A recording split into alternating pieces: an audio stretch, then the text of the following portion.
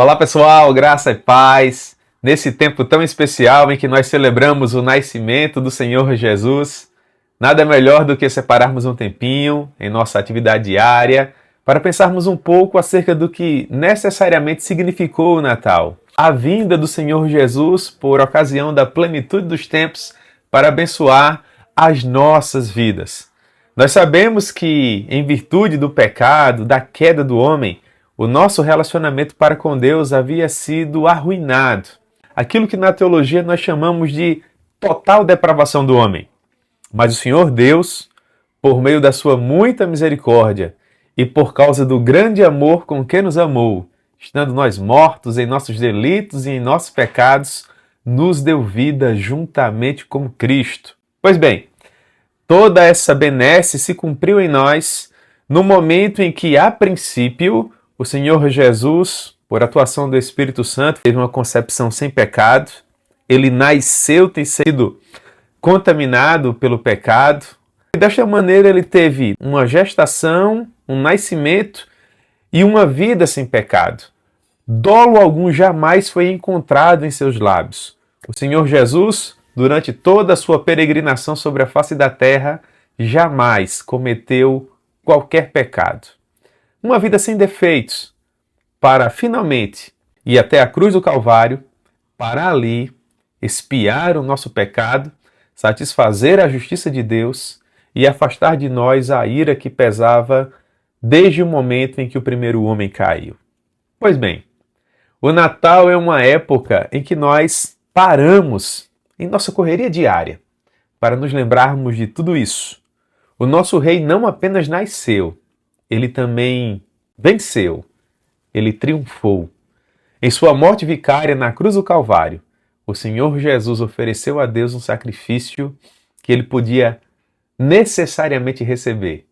E na vitória da cruz, nós obtivemos, queridos irmãos, a nossa própria vitória. Há um texto nas Sagradas Escrituras que é muito apropriado para esse momento que nós estamos vivendo agora, o Advento, o Natal, o nascimento do Senhor Jesus. Esse texto se encontra no Evangelho segundo escreveu Lucas. Esse é um dos meus textos favoritos quando o assunto é o nascimento do Senhor Jesus. Ele nos diz assim: naqueles dias foi publicado um decreto de César Augusto convocando toda a publicação do império para recensear-se. O primeiro recenseamento, foi feito quando Quirino era governador da Síria. Todos iam alistar-se, cada um à sua própria cidade. José também foi e subiu da Galileia, da cidade de Nazaré para a Judéia, a cidade de Davi, chamada Belém, por ser ele da casa e da família de Davi. Sua esposa Maria, que estava grávida, o acompanhou. E estando eles ali, aconteceu completarem-se-lhes os dias, e ela deu à luz o seu filho primogênito. Enfaixou-o, deitou numa manjedoura, porque não havia lugar para eles na hospedaria. Pois bem, a parte que me chama muito a atenção, ela vem agora, porque tem a ver com o fato de que o Senhor Jesus teve um nascimento muito simples, sendo filho de Deus, o próprio Deus. Não houve pompa, não houve luxo, muito pelo contrário. O Senhor Jesus foi colocado em uma manjedoura e dessa maneira nasceu o rei. E outras pessoas que tinham uma condição humilde, que viviam nos campos, que cuidavam dos seus rebanhos, os pastores, foram convidados para contemplarem o nascimento do rei. O texto continua e diz que havia naquela mesma região pastores que viviam nos campos e guardavam seu rebanho durante as vigílias da noite. E um anjo do Senhor desceu onde eles estavam, e a glória do Senhor brilhou ao redor deles e ficaram tomados de grande temor.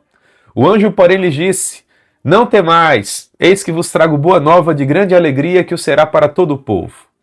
É que hoje vos nasceu, na cidade de Davi, o Salvador, que é Cristo, o Senhor. E isto vos servirá de sinal. Encontrareis uma criança envolta em faixas e deitada em manjedoura. E subitamente apareceu com um anjo, uma multidão da milícia celestial, louvando a Deus e dizendo: glória a Deus nas maiores alturas e paz na terra aos homens a quem ele quer bem. O nascimento do Senhor Jesus foi assim descrito. Um nascimento simples, um nascimento que não foi cercado de pompa, não foi cercado de luxo, pelo contrário. O que nos faz refletir um pouco acerca de como nós temos concebido o Natal nos dias atuais. Não há nenhum problema em prepararmos uma bela ceia, nos arrumarmos, aprontarmos-nos para esse tempo especial em família. Contudo, quando nós desviamos o nosso foco, o nosso objetivo primaz, do que necessariamente significou o advento e confundimos essa data tão especial com o clamor comercial dos dias atuais, nós entramos em um arcabouço comercial que faz com que a essência do Natal, infelizmente, seja perdida. Portanto, minha oração por você é no sentido de que você de fato compreenda o que significou o Natal e tenha a mesma experiência dos pastores.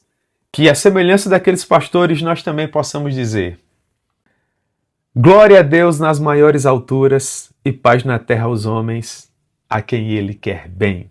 Que nós possamos, queridos irmãos, celebrar ao Senhor e agradecer a Ele pelo advento, pelo Natal.